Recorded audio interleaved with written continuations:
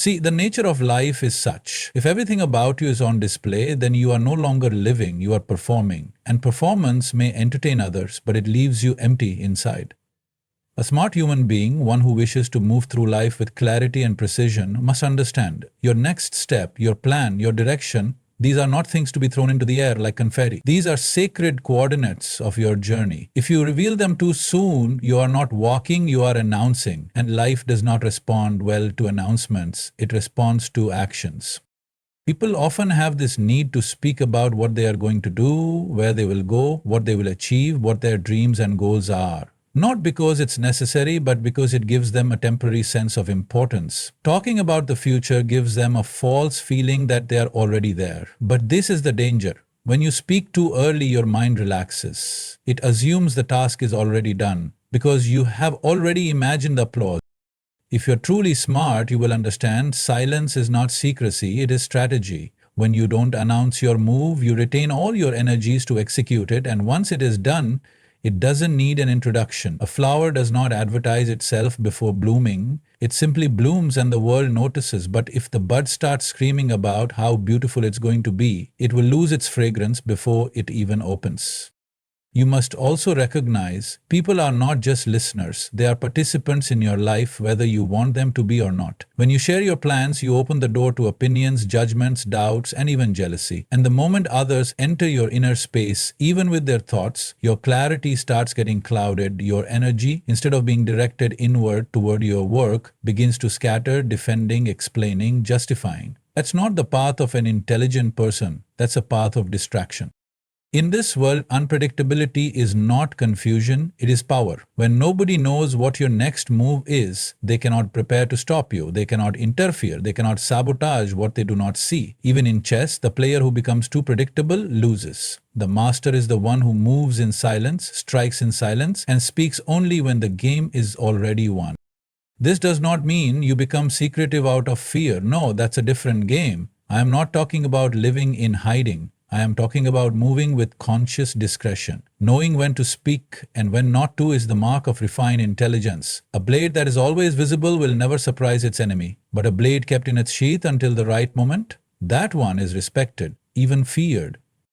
People will always be curious. They will ask you, what are you planning? What's next? Where are you going? And in society, sometimes we feel this pressure to give answers. But you must ask yourself, is it truly necessary? Is your response coming from your inner truth or from the need to be approved, liked, or admired? If you start speaking just to feed your ego, you are selling your future for applause in the present.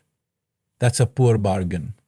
Smart people keep their direction within. Not because they don't trust others, but because they trust their own focus more. When your plan stays with you, it matures like a seed underground. It gains strength in darkness, and when it finally breaks the surface, it is no longer fragile, it is unstoppable. Even in spiritual life, we say, keep your practices sacred. Not everything must be displayed. Not everything must be discussed. There is great power in restraint. The moment you announce your every move to the world, you become a puppet in the minds of others. They will pull string through their expectations, their doubts, their energy. But when you walk silently, the noise cannot touch you.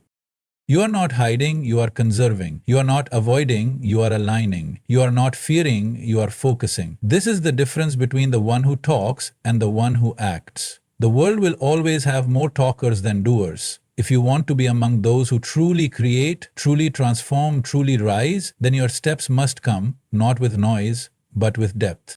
The river that flows deepest makes the least sound. The arrow that flies fastest does not whistle. The most dangerous storm is not the one that announces itself, but the one that arrives when no one is looking. You must become like this, a quiet force, not easily read, not easily predicted, yet absolutely clear in direction. Every human being is driven by something deep within, a longing, a desire, a thirst, not just for pleasure or success, but for fulfillment. This desire is not a weakness, it is the very fuel of human life. It is what makes you rise in the morning, strive through the day, and sometimes even walk through fire. But understand this, when that desire is exposed too early, it becomes vulnerable. What is sacred within you should not become casual conversation. People have this need to tell others what they want. They speak of their dreams, their ambitions, the things they crave, as if sharing it will somehow bring it closer. But when you speak too much about what you deeply desire, you risk turning your sacred fire into mere smoke. Words cannot carry the weight of your longing. The more you speak it out, the more it dissolves into noise. Your deepest desire is not just a thought, it is a force. It has the potential to shape your destiny if you nurture it in silence. When you expose it to the world, you allow other minds to enter, their opinions, their disbelief, even their silent envy. All of this begins to sit on your inner space. And slowly, what was once a roaring fire within you becomes diluted with external air. You must understand, not everyone who listens to your dream is rooting for you. Sometimes, even those close to you, out of their own limitations, will project doubt, fear, or impossibility onto what you cherish most. And if you're not careful, those projections become part of your inner conversation. That's how dreams are weakened, not by failure, but by exposure. Also, your desire is a reflection of who you are at the core. If you reveal it too soon, you hand over the blueprint of your soul. This world is not always gentle with such gifts. Some will misuse it, some will mock it, some will simply not understand it, and their misunderstanding can cloud your own clarity. Silence is not suppression, it is preservation. When you hold your desire close, when you keep it within your awareness, it gains power, it grows roots, it becomes steady. You can shape it without distraction, refine it without interference. Like a sculptor chiseling a statue from within the stone, no need to display the half-carved work to the world. There is also a sacredness in longing, a depth that only you can feel. When you put it into words, it gets reduced. What you experience as a vast cosmic yearning becomes limited to a sentence, and others will respond to that sentence, not to the depth behind it. They will try to understand it with their logic, their past, their lens, but it is not theirs to understand. It is yours to embody. In spiritual terms, desire is not a problem. Misplaced or misused desire is. When you hold a deep desire with awareness and responsibility, it becomes your path. But when you advertise it, it becomes performance. You start living in response to others' expectations or doubts rather than from your own inner fire. This is how many people lose their way, not because they didn't have a dream, but because they talked too much about it and worked too little for it. Also, know this, energy flows where attention goes. If you speak often about what you want, but do not act in alignment with it, you scatter your energy. You create noise instead of movement. But if you quietly work toward it, every breath, every step becomes part of the manifestation. There is no leakage, only direction. Some desires are so subtle, so intimate, that even you may not fully understand them yet. They must ripen within you. And for ripening, silence is essential. If you pluck the fruit before it's ready, it will be bitter. In the same way, if you expose your desire before it is mature, it may not survive the harsh light of public opinion. A smart person knows the difference between sharing and spilling, between expression and exposure. It's not about being secretive, it's about being sensitive to your own energy. There is strength in keeping something untouched by external influence. That untouched space is your sanctuary. It is the source from which true creation happens. When something means everything to you, protect it, not with fear, but with reverence. Keep it warm, keep it alive, let it glow within you, because once it is fulfilled, the world will see it in action, not in words, but in transformation. There was a time when people understood the value of grace. When wealth came, they would bow to it, not flaunt it. They understood that prosperity is not just about accumulation, it is a form of energy, a living force. When you start counting your coins in front of others, you are not showing strength, you are exposing your energy to the unpredictable winds of the world, and anything exposed without awareness is always vulnerable. Today we are living in a time where people feel the need to show everything, what they earn, what they buy, where they travel, what they wear. The moment they have something, they must display it. But there is a difference between enjoying abundance and showcasing it. One nourishes you from within, the other makes you dependent on external attention. If you truly understand wealth, you will understand it is not to be spoken of too loudly. It must be held with a certain dignity, a certain reverence. When you talk too much about your wealth, how much you have, what you own, how much you make, you are not just sharing information, you are inviting energies into your space that may not serve you. Jealousy is not always loud. Sometimes it sits quietly in the hearts of those you consider close. And without even intending to, people can cast their energies upon you. If you are sensitive, you will feel this. If you're not, you will pay for it without knowing why. Also, when you put numbers on your prosperity, you reduce it. Wealth is not just a bank balance, it is a state of being. It is your ability to create, to give, to expand. When you reduce it to digits and show it to others, you are trying to measure something that is essentially immeasurable. And when others see it, they too will begin to measure you by that number. They will not see your essence, they will see a figure. And once you are seen as a figure, you are no longer free. There is also a deeper truth. The moment you speak of your wealth, you create comparison. Whether you intend to or not, the moment you say what you have, you remind others of what they lack. You may be joyful, but their response will not always be. Not because they hate you, but because they have not yet found that abundance within themselves, and when they see it outside, they feel inadequate. This creates a subtle distance, a crack in the connection. And over time, many such cracks will isolate you, not in physical distance, but in energy. If wealth is a tool for joy, then keep it personal. Let it serve you. Let it serve others through you, but don't turn it into a tool for attention. The moment you do that, it begins to control you. Your decisions will no longer come from your inner knowing. They will come from the need to maintain an image. You will start living for others' perceptions, not for your own fulfillment. Even spiritually, it is said, Lakshmi, the goddess of wealth, does not stay where there is noise. She arrives with grace but leaves when there is arrogance. This is not mythology. This is a deep understanding of energy. When you become boastful, when you speak of wealth without humility, you disrupt the balance. That which came as a blessing can easily become a burden. You must also realize not everything must be transparent. Transparency is good in values, in intention, in heart, but not in every detail of your life. When it comes to money, keep it dignified. Share it when it helps, but don't advertise it. When you give, give quietly. When you receive, receive gratefully. But don't turn your financial journey into a public diary. It does not serve your growth. It invites distraction. The world does not need to know how much you have. It needs to feel who you are. Let your generosity speak, not your numbers. Let your presence be your wealth, not your possessions. When people meet you, let them feel inspired, not envious. That will not happen by what you display, but by the energy you carry. And energy thrives in silence. When you are wealthy in a true sense, not just in money but in spirit, there will be no need to speak of it. It will reflect in your eyes, your actions, your peace. That kind of wealth cannot be taxed, cannot be stolen, cannot be measured. That kind of wealth multiplies only in stillness. There is a space in every human being's life that is meant to be sacred, untouched by the chaos of the world. That space is called family. It doesn't matter whether the family is biological or chosen, it is your most intimate circle, the soil in which your roots are held. But today we have begun to treat even that space like a stage. When something goes wrong within the family, instead of resolving it with awareness and sensitivity, we broadcast it. We share it with friends, with social media, with strangers even, hoping that someone will understand. But this sharing does not always bring clarity. Most often, it brings distortion. You must understand, family is not perfect. No human relationship is. It is a play of personalities, memories, habits, emotions, and karmic bonds. There will be moments of disagreement, even conflict. But those moments are not for the world to consume. The moment you let outsiders into your inner circle through stories of anger, pain, or betrayal, you are no longer protecting your family. You are exposing it. And once something is exposed to many minds, it begins to change its shape. What was once a small misunderstanding becomes a narrative. What was once a wound becomes a label.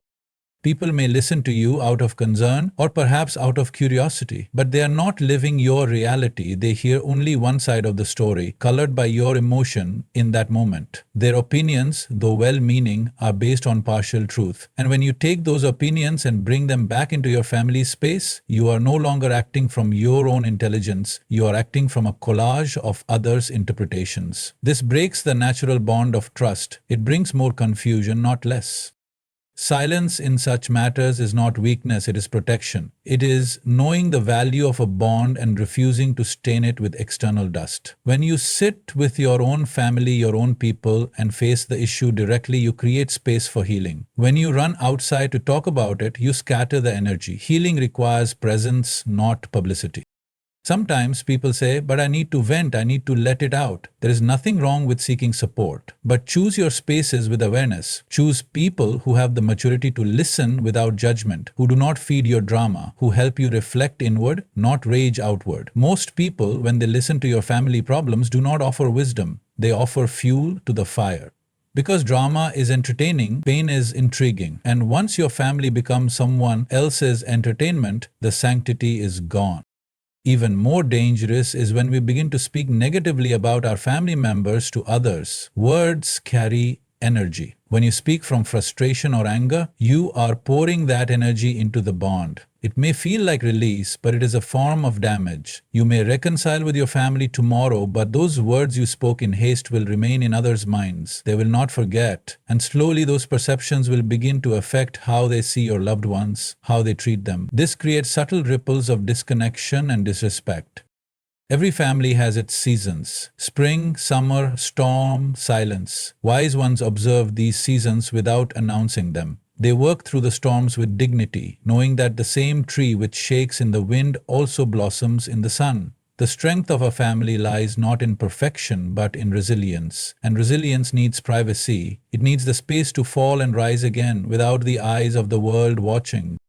What happens inside your home is not meant for public discussion, not because there is shame, but because there is sanctity. Imagine if every temple or sacred space opened its doors not for worship, but for gossip. It would lose its power. In the same way, when your inner circle becomes your outer content, its essence dissolves. Also understand that people change, mistakes happen, harsh words are spoken, but when the dust settles, love remains. If you have already painted your loved ones as villains in someone else's story, how will you bring back the warmth? Trust is fragile. Once broken, it is difficult to rebuild, especially when it's been broken not from within, but through the words shared outside. There is an old wisdom: wash your own clothes in your own water. What it means is simple: clean your mess in your own space. Don't hang your stains for the world to comment on. It does not bring cleanliness, it brings spectacle. And a spectacle is always watched, not helped. There is a certain power in movement, but greater power in mystery. When you are deeply connected to your own path, when your steps are guided not by impulse but by inner clarity, you must learn to walk without noise. Because the moment you begin to announce your next move, you have already weakened it, not in reality but in energy. Every action, before it becomes visible in the world, begins in the unseen, in thought, in intent, in subtle preparation. That space, the invisible, is where true mastery happens. It is where energy is gathered, focus is refined, direction is chosen. If you speak about your next move too soon, you disperse that energy. You convert potential into performance before it has even matured. Have you observed how a lion hunts? It does not roar before it leaps. It does not alert the jungle to its plan. It moves in silence, absolute stillness, until the exact moment of execution. Because it knows power is not in noise, it is in precision. Human beings have forgotten this. In their desire to be seen, to be acknowledged, to be validated, they leak their intent before it has become solid. And what leaks cannot strike with force.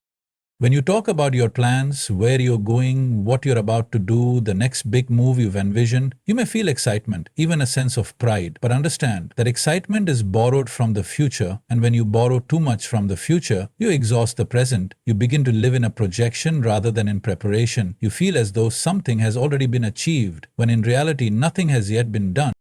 The world does not need to know what you are about to do. Let it see the results, not the rehearsal. Let your actions reveal themselves in silence, like the sun rising. No announcements, just undeniable presence. When you are too eager to speak, you become addicted to the reaction. And when there is no reaction, you begin to doubt your own direction. That is how inner knowing is lost, not by failure, but by exposure. You must also remember, not everyone who listens to your next move wishes you well. Many listen with curiosity, some with envy, others with unconscious resistance. When you declare your intent, you are not only informing people, you are also triggering their minds. And their minds are not always kind. Even subtle negativity, even unspoken doubt can create energetic interference. It's not about being afraid, it's about being aware. When you keep your direction inward until it matures, you allow it to take form without resistance. It grows stronger within you, like a storm building in the sky. And when the time comes, it moves with such force that nothing can stand in its way. But when you share too early, that storm becomes a breeze. You may still move, but not with the same intensity. In the yogic way of life, this principle has always been known. Before taking any major step, whether it's travel, change of profession, entering a new phase of life, silence is observed. Not just outward silence, but inward stillness. Because in that silence, you become aligned. And in alignment, there is no need for approval, no craving for applause, just clarity. Action taken from clarity is complete in itself. It does not need witnesses. It does not need praise. It is like a seed that becomes a tree, not because it shouted about its growth, but because it remained rooted until it broke through the earth. That patience, that quiet intensity is what gives strength to your movement.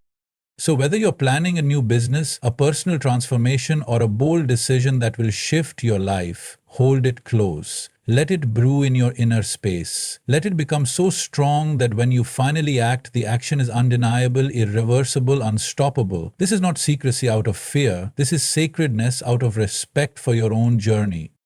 There is a reason why ancient wisdom always emphasized tapasya, focused discipline, effort, and silence. Because silence conserves power. It builds gravity around your being. When you stop explaining your next step, people begin to feel your presence more than your promises. And that presence is far more influential than any plan you could articulate.